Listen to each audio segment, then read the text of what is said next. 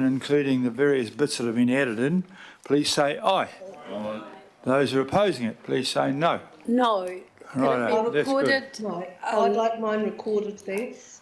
So Councillor Williamson and Councillor Stewart are recording their votes against clause D2. Councillor Fletcher, you're recording yours against? It's about the Ward 20 Ward councillor. And I'm recording mine against G. Okay, very good indeed. I think that allows me to move to the next thing. Thank you. No, it was me against DT, yeah, right. Okay. Thank you very much to the staff who supported those two items and the Joint Governance Working Party. It's really great to get that all tidied up. Thank you.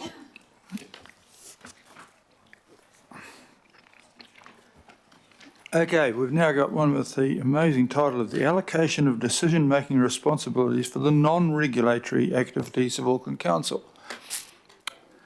This apparently is quite a meaningful thing, although I'd failed them. So welcome to the stand. Christy. What's her name? Christy. Christy, who tried to explain this to me yesterday. Christy McFadgen, Acting Principal Advisor of Governance Strategy. Kia ora koutou, I'm Christy. This item seeks adoption of the allocation of decision-making responsibility for non-regulatory activities between the governing body and local boards.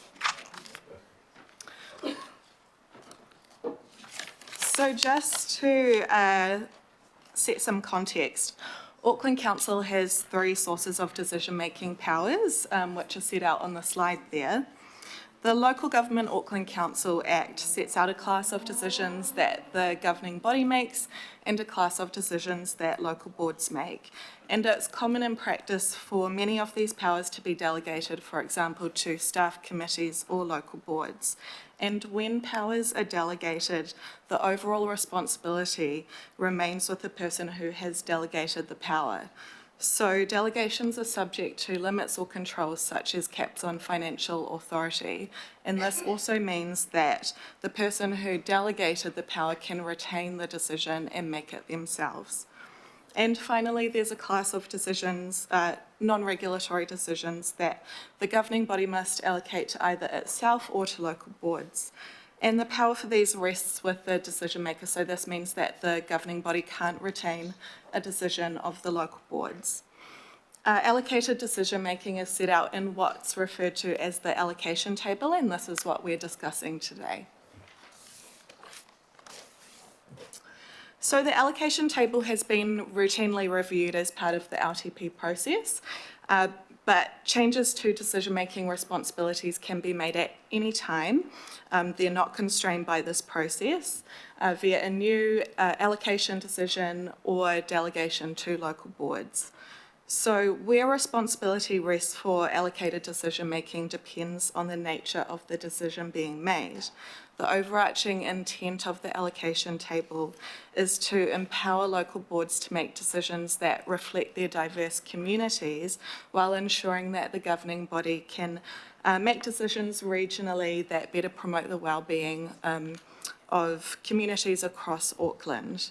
And because of the broad range of activities and the nuances within those, the allocation table is intended to be applied on a case-by-case basis, with it used as a starting point and interpreted according to the principles of it. So following an assessment of the current allocation table, as well as formal and informal feedback from both elected members and staff, we identified 2 key objectives for the review, which are set out on the slide. And while substantive changes to allocated decision-making aren't proposed, we've identified some further work needed to strengthen the ability of staff to understand and apply it in practice, as well as to investigate some proposals for increased decision-making. These are set out in more detail in the report and attachment C. And it includes things such as developing guidance for the allocation table. So just as an example of the need to strengthen how we give effect to allocated decision-making in practice, I just wanted to very briefly touch on the recently rectified process for decision-making over stormwater activities in relation to local parks activities. So decision-making for stormwater, flood resilience and water quality activities sits with the governing body for coordination and consistency. And this remains the same regardless of how the land is held, either as a regional or local asset. But we've had a situation where local boards allocated decision-making responsibilities for use of and activities within local parks has been interpreted broadly by staff to include stormwater activities on local parks.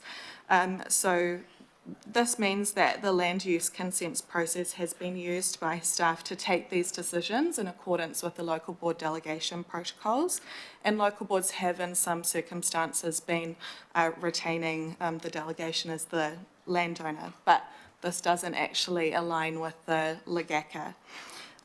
So the process has been rectified accordingly, and in process this means that local boards will still be consulted for their views on these proposals. They just won't be able to call in the decision. So local boards felt a sense of loss with the rectification in that process, but they were supportive of us reviewing it in 6 months' time with them to assess any issues. So the key next steps are set out on the slide there, and I'll leave it there and happy to take any questions.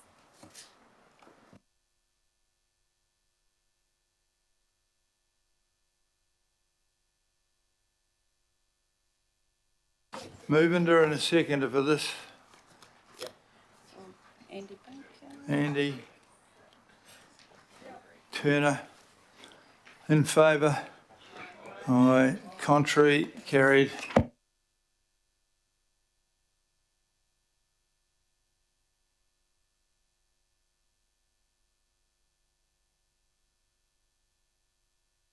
Item 17, update on the local government election Maori wards and Maori constituencies. This should go on for several hours.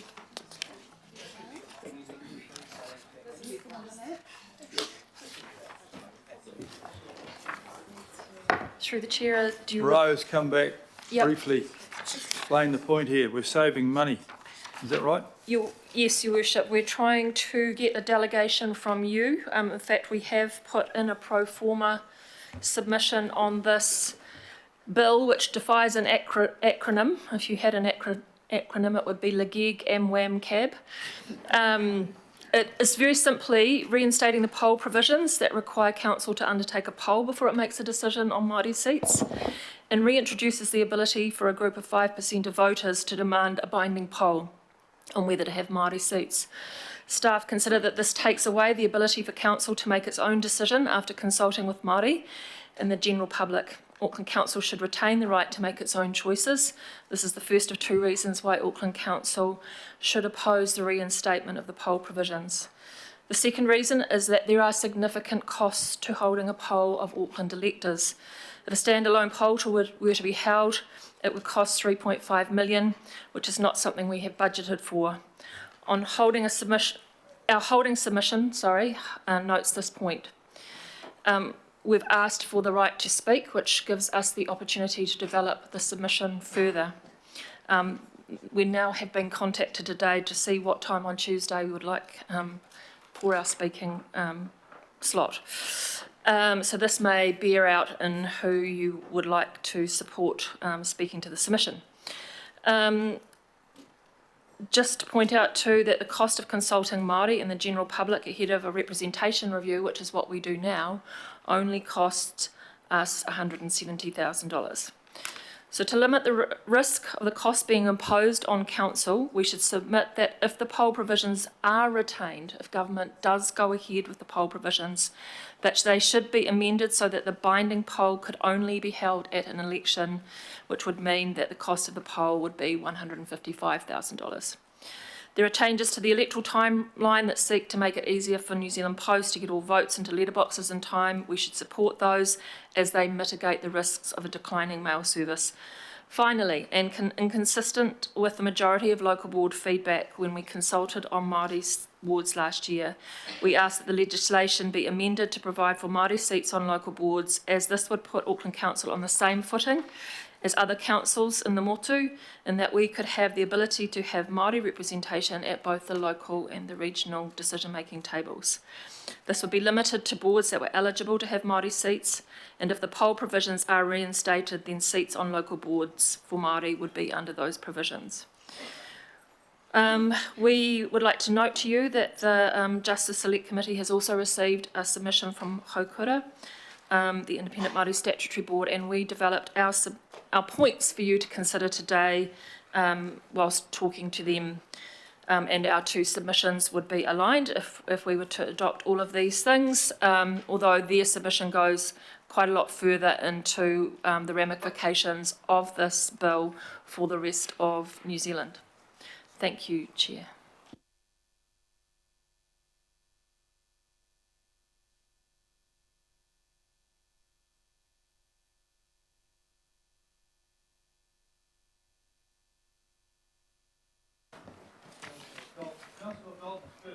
Councillor Dalton? Kia ora, thank you. I just wanted to, if you haven't already got people on the delegation, to request to be one of those people. Thank you. Okay, Councillor Leon.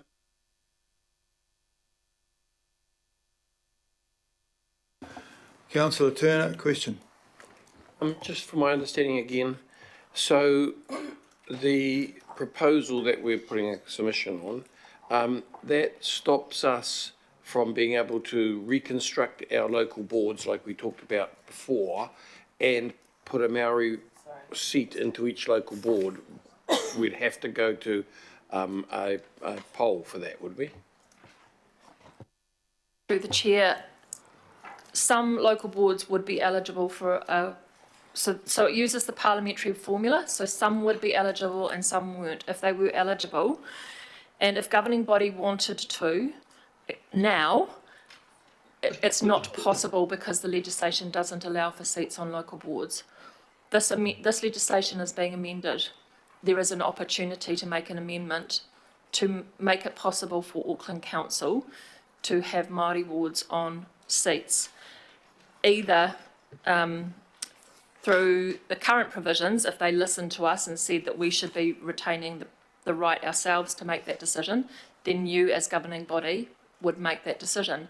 However, if they go ahead with the poll provisions and still allow us to have Māori seats on local boards, then that would be under the poll provisions. Okay. Sorry, but that is the answer. I support Maori ward seats in the local boards, them having a say at the local board. What do I do here? You know, this saying yes to this empowers that choice of mine, does it? Thank you.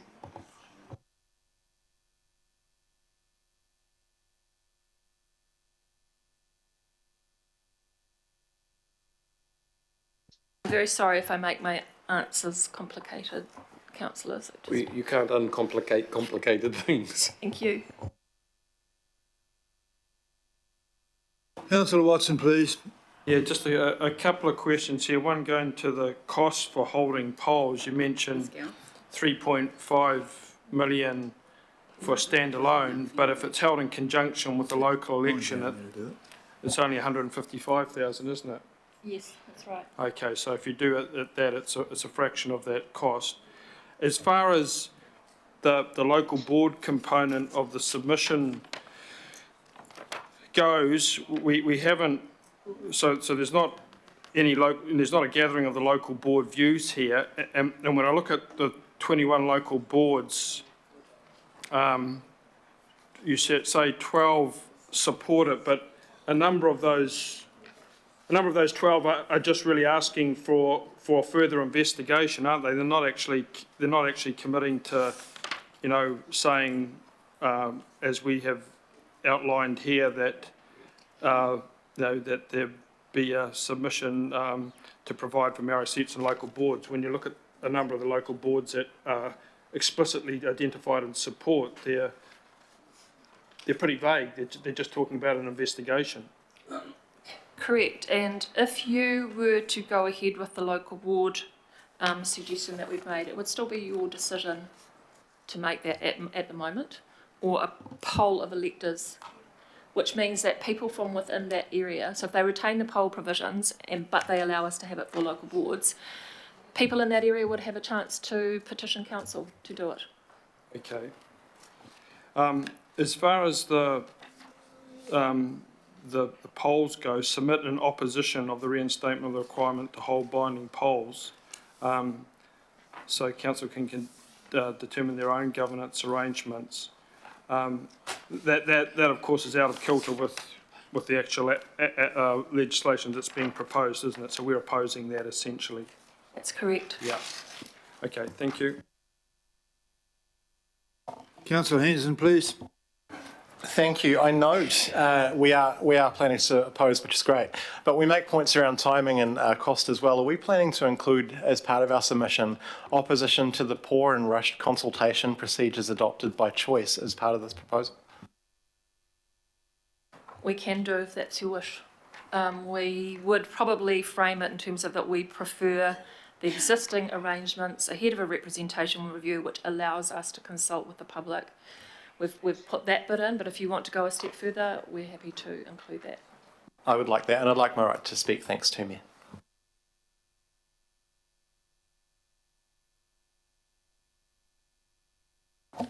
We've got through everybody there. Step back, you guys. I don't think we need to have a conversation now on this. Oh, Councillor Henderson wants to have a say, but do you want to? It has been suggested that in the thing there that it's delegates to myself and two others, and we're going to have Philippina and Leone seem to be the ones keenest to join me, and delegate to our member to speak to the council's submission. I don't know who that's going to be. Probably not Maurice Williamson, but he wants to speak now, so maybe it is. Maurice? You have got to move it and second it first, don't you, or not? You've done that? Councillor Turner, Councillor Leone. Turner and Leone have proposed and seconded this. Okay. So, Mr. Mayor, I'm going to vote against this, and I'm going to vote against it because of B1. It talks in there about establishing Maori wards, and I'm all in favour of Maori wards being established, but I don't believe that 11 out of 20 sitting at a table in a room should determine the constitutional outcome of a city of 1.5 million people. I've gone to the barricades on several constitutional changes in this country. I supported a 4-year term. We had a big referendum and I lost. I also went to the barricades fighting against moving to MMP and I lost. But I accepted the outcome because I thought the general public have a right to have a say on constitutional matters. And if 11 people around the table get to decide this, they may not be there at the next term, yet they have changed the constitutional structure of this council forever. And so I'm opposed to where it says that it's Auckland Council to determine it. I'd be very happy if it said let Aucklanders determine whether we have Māori seats or not, because I trust the public implicitly. Everybody gets a vote in this country. It's not like some countries where only a particular elite get to a vote or a certain group. And I think you would find that in some electorates around, or some councils around this country, there will be referendum and they will get passed and there will be Māori seats. But for the reason of we're going ahead with this opposition, I'm going to be voting. I want my vote, I want to call a division. I want my vote recorded against this. Everything or B1? Just get some clarification on that, please, because... Yeah, I'd like to vote against, certainly call a division on B1.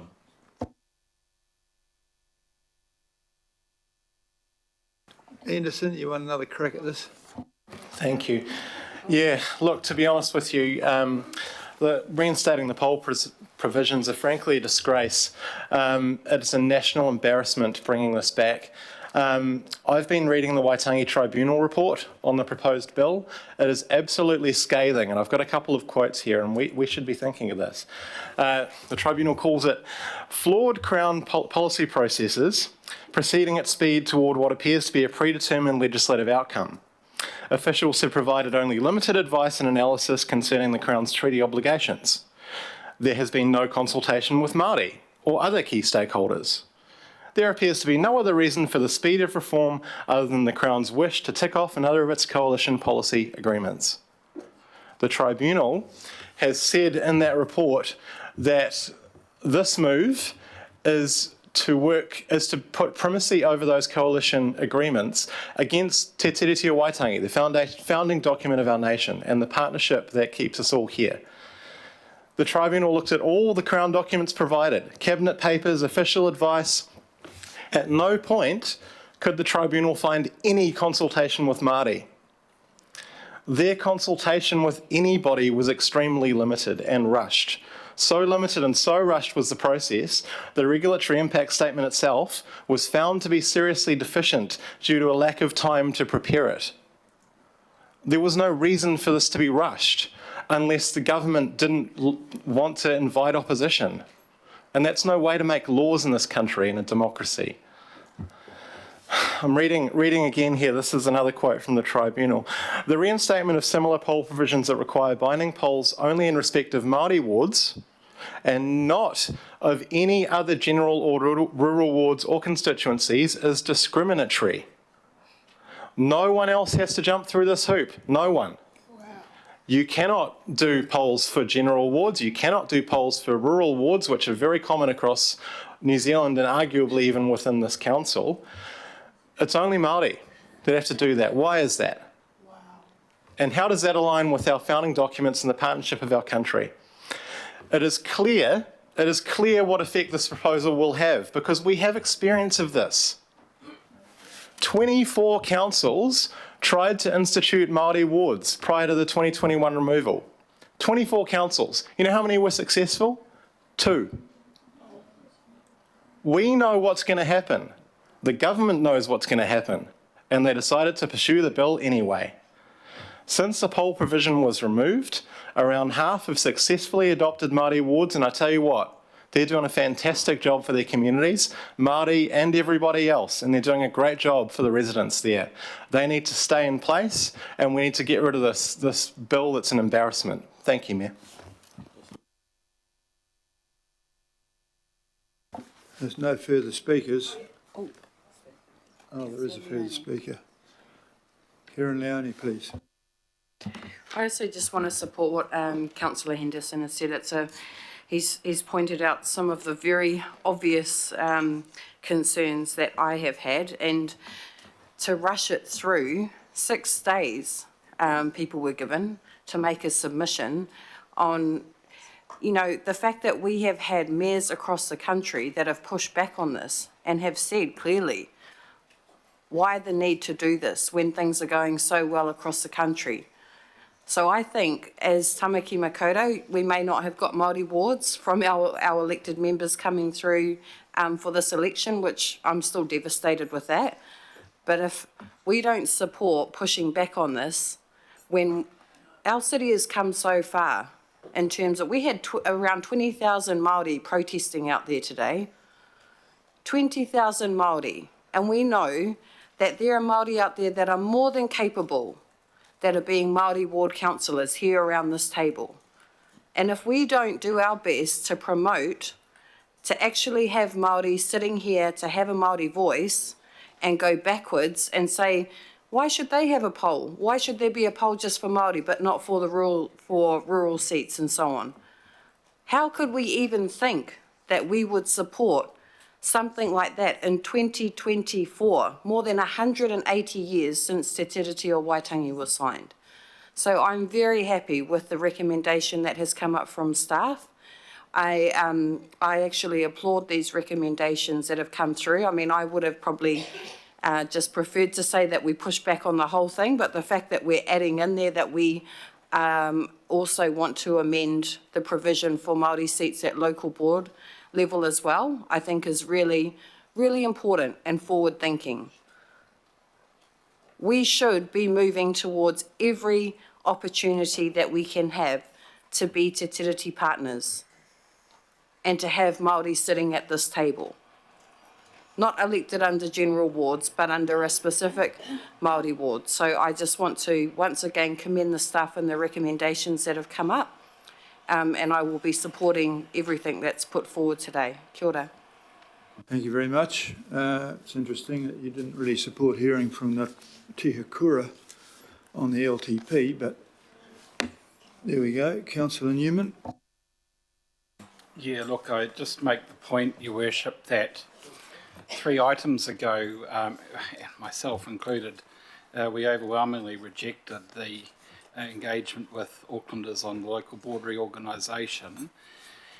Your Worship, the issue that I have is that I support mana whenua wards. I don't support the parliamentary model for the Māori role to establish a Māori ward. So I'm in a quandary because I think the submission that you seek to expedite seeks to achieve the outcome of opposing the bill because you want to support the council making its own representation arrangements, probably for the implementation of the Māori wards using the parliamentary role. And if that's the case, I specifically do not support that. I don't mind a mana whenua ward. So I'm at a quandary, and because I just don't think that you want to get into a whole sort of kaleidoscope of bits and pieces that we support and oppose. So for that reason, I know it will be misinterpreted by my opponents, but I'm going to oppose B. And that is largely not so much because I think that the bill is good. I don't think the bill is perfect at all. But the relief that the council is seeking in the submission would lead to I suspect lead to a representation arrangement for a parliamentary model for Māori representation as opposed to a mana whenua ward, and I don't agree with that. Thank you. So I would like my vote to be recorded against B.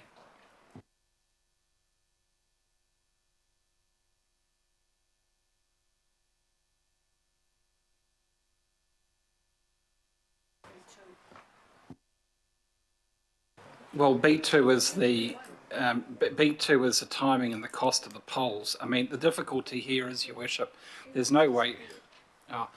I've indicated my position. If the officers could record that, I'd be grateful. Thank you. Councillor Furley. Kia ora, Your Worship. I just wanted to check whether I have to declare a conflict because I've already submitted to this in my personal capacity. So should I step aside from voting or? No, that's fine. Oh, okay, kia ora.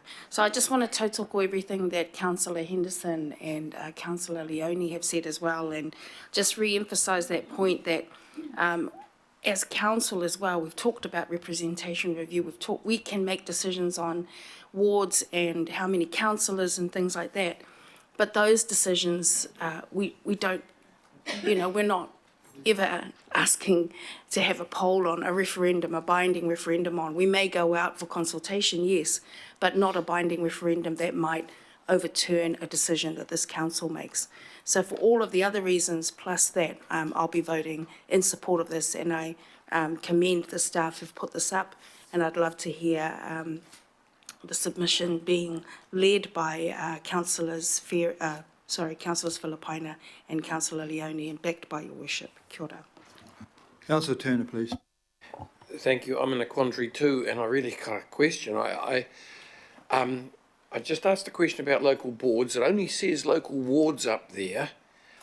Is this having an effect on local boards? Because I was told not on 11. Is that correct? I was told you can. They said that we could have Maori seats on 11 local boards, but not the others. And then that says wards. I think the number of boards was referenced in relation to the views put forward by the boards. It's not about limiting it to 11 of the 21. Thank you. Councillor Dalton, please. Thank you. Yeah, the bill itself is a disgrace. And it's very hard following people like Councillor Henderson and Councillor Leone, who speak so well, in my view, to the issue that's in front of us. I think, you know, never underestimate Councillor Leone the power of tangata tiriti who stand beside you. And there is so much power in that, whether it was today in the march that so many people couldn't be at, so I'm sure that 20,000 would have escalated quite highly. This bill undermines the principles of democracy by limiting the ability of local communities to make decisions about their own governance structures. And by imposing restrictions on the establishment of Maori wards, the bill effectively continues to disenfranchise Maori voters. And you know what? Work in a ward that has a majority Maori population, the biggest, and work with those people every day on the front line to see what those issues are and understand why there needs to be more Maori in governance, helping towards the decisions that will provide the outcomes that are needed for Maori. This is a dreadful bill, and I all my best araha to Councillor Filipaina and Councillor Leone, who will speak to it next week. You've only been given a couple of days. I submitted my response to it yesterday. We must continue to recognise the Treaty of Waitangi. It's a partnership between Crown and Maori. I just don't understand what people don't get about that. And to think that, only watch the documentary the other week where Councillor Baker did so well, and it's the second time I've watched it, No Maori Allowed, that is not coming from the same starting place at all. And so to think that everyone can be equal in this beautiful country is just a joke. And I was going to say woke, but of course I'd be called woke, which is such an old-fashioned word that old people use all the time. So I support us putting the bill in, and thank you, staff, for all the work that you've done and that you're going to continue doing on it. Kia ora. For that, Councillor Hills and Councillor Watson. Thank you.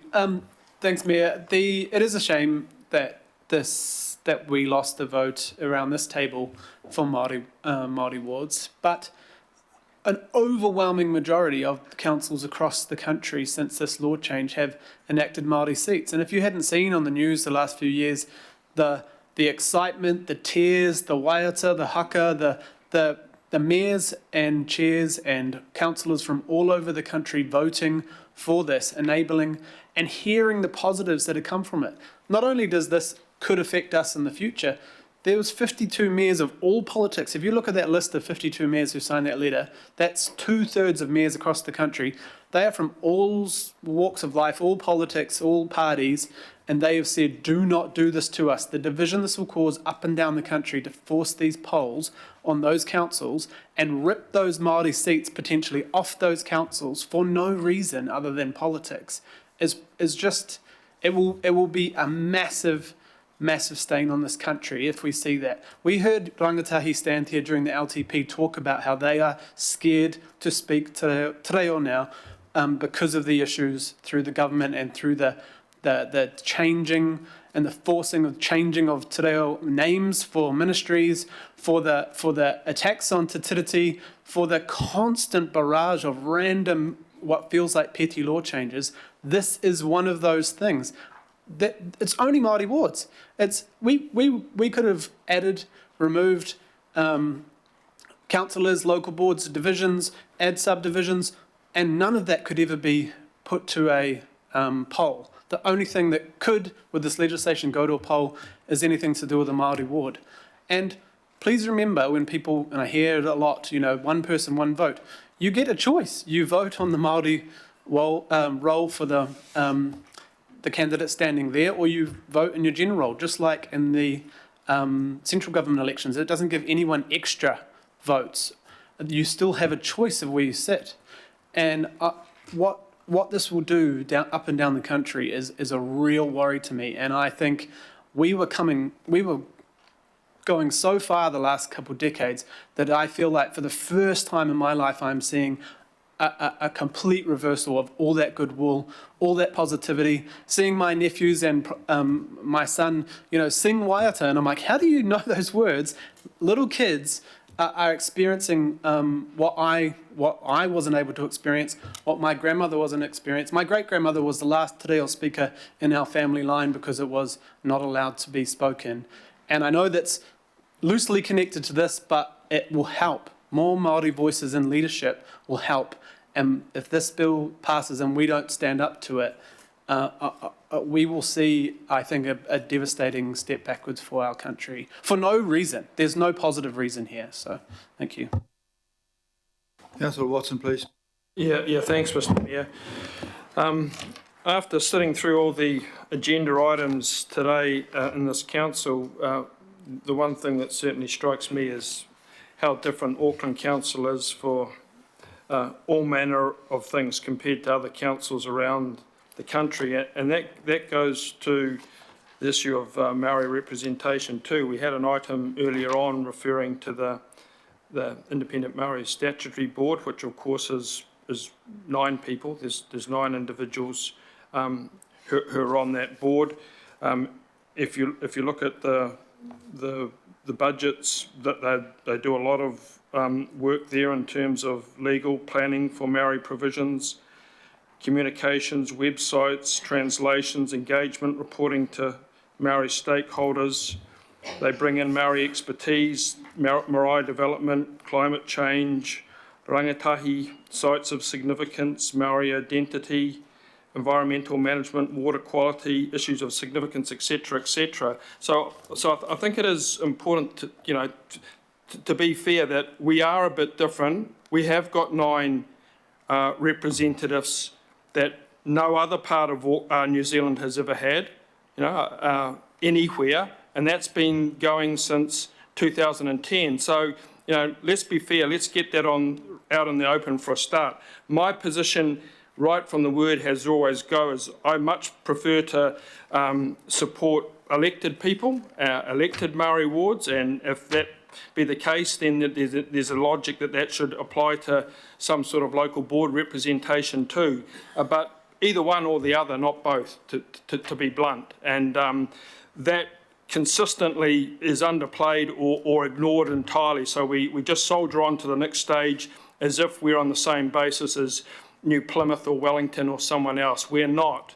In Auckland, we have 9 people who represent Māori, who sit at this table, who get a vote. They get the same vote as elected people, depending on what committee they're on. So, from my perspective, that's the glaring difference in Auckland. Until that fundamental kind of conflict, as far as I'm concerned, is dealt with, it leads to this uneasiness then of, well, is this doubling up, or we just keep adding on, or has this work, or why is Auckland different from the rest? And it definitely is right across our structure of local boards, governing body, and Māori representation. So I make that point. As far as the local board representation goes, to be honest, I don't quite understand fully what's being what the repercussions are across the board. I'm hearing that, in some instances that might be a goer, and others it won't. And I'm not quite sure how that pans out on a local board by local board, distinction. So as a consequence of that, that's what always dictates my response. And I just thought it's only fair I put it out there and not just sit there and be quiet. That's been my thinking from the word go, and it still is. Okay, we've got to the end of that. It's been moved. Somebody moved it a while ago. It's seconded. I didn't speak on this, but I just think it's a shame that Te Akura don't have a full vote at the table here. And I was ashamed that a couple of people who are very keen on marriage moved to not hear their vote recently, which is another bad thing I'm not happy about. So I would have liked to have had Te Akura Te Hukura having a proper vote. And we may not have got ourselves into this mess. Nevertheless, we're going to put this thing now. Somebody's called for a division or something, or have they not? Councillor Williamson has called a division on clause B in its entirety. Is that right? So you can put Stick it up there then, clause please. A, clause C and clause D together, and then we can do clause B. Okay, all those in favour of A, B and D, A, C and D. Stick it up there so we can see. That doesn't look right there. Yeah. That's a subdivision of it. Aye. Roll it down so we see the whole thing. Yeah, no, that's A, C and D, that's what you put in. Oh, yeah, okay, right. Okay, all those in favour of that, please say aye. Aye. Contrary? Okay, now B. It's been called for a division. B has a whole cost of polls, time of polls, if polls are retained, changes election time and local boards. Okay, please call the thing there, Sandra, with an R. Councillors, you're voting on clause B as you see it. Councillor Baker. For. Councillor Bartley. What? Councillor Dalton. 4. Councillor Darby. 4. Councillor Ferry. 4. Councillor Filipina. Aye. Councillor Fletcher. Councillor Foley. 4. Councillor Henderson. 4. Councillor Hills. Aye. Councillor Lee. Councillor Leone. 4. Councillor Newman. Councillor Sayers. Against. Deputy Mayor Simpson. I didn't hear what she said. Yes to B3, no to the rest. Councillor Stewart. Against? Councillor Turner. Councillor Walker. No. Councillor Watson. No. Councillor Williamson. No. Mayor Brown. Yes.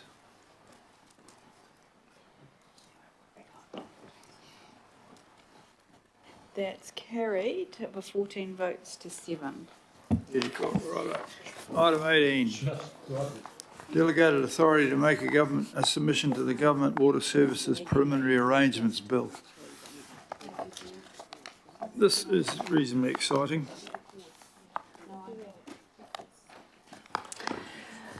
Through the chair, look, this is just